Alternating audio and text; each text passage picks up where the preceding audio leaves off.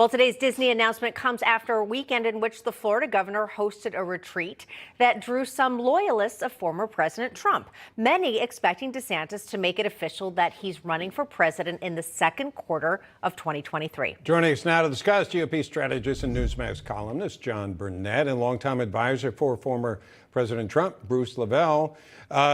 John, your thoughts about this? Because we had Dick Morris a little while ago saying, hey, straight up, Trump still beats DeSantis and nobody else is strong enough to take him on. Is that where we are? Well, you know what?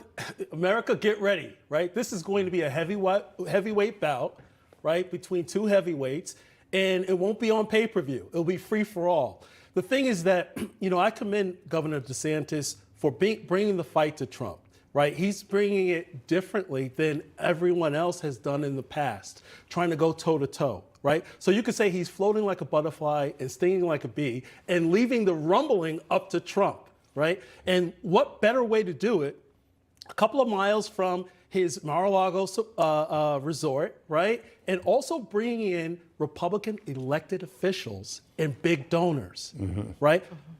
Trump, if he could, he would pull his hair out, but we know he won't do that, right? The thing is, he's getting not much bothers him. He's getting under his skin, right? By doing events like this, the book, all teasing, beating Trump at his own game, teasing before the announcement. Right.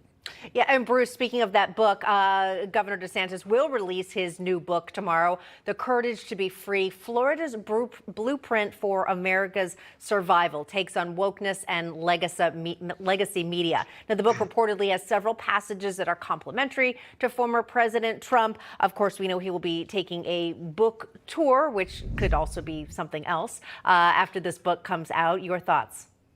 My thoughts is I'm glad to see that he's taking all the President Trump's ideas and, using it for himself. We want that. We want you to take the president's previous initiatives and all his policies and implement them. That's what this is about. Yeah, Bruce, just to challenge you a little bit on this. I mean, I understand what you're doing there. I just want somebody to be nice and speak this way, a certain way, and more. Fair enough, but he has a record also, Bruce. He has a record of what happened in Florida that will get people's attention. Exactly. And Bob and Katrina and all Newsmax viewers, quote, had it not been for President Donald John Trump, Ron DeSantis would not be sitting where he is now. Let's remember Andrew Gilliam. Okay, now, let's not forget. And listen, once again, I'm glad that he's copying a lot of the great ideas that President Trump. I'm glad of that. That's a win-win for all Americans as well as Floridians. And he is the governor of Florida, guys. Let's not forget that.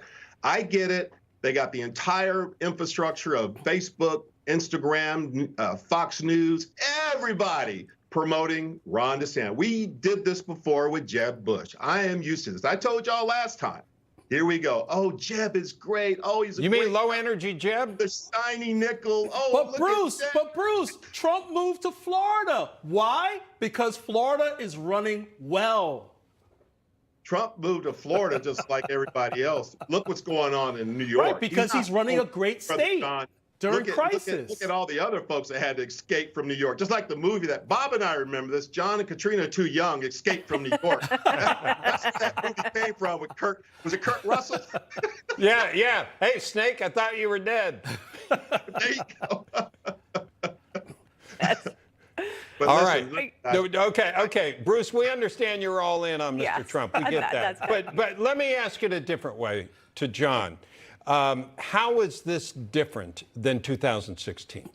Well, I think that, Governor DeSantis is coming off a great run, right? And great leadership with a strong track record. He got a lot of attention. Why does Trump still beat him straight up in the polls? For right now, right? He hasn't declared. Right? We're talking about it, and the first primary hasn't even started. The first debate, 1 of 10, hopefully, right? If they both consent, 10? If they both consent to actually supporting the Republican nominee, right? Which Trump has not done so yet. Right. So we'll see how this thing goes. But I think DeSantis coming out strong, teasing Trump, right? And we all know what could happen when you tease Trump too much. He might end up making an error. But he's a good fighter. So I'm looking forward to a good fight. I'm not picking anyone just yet.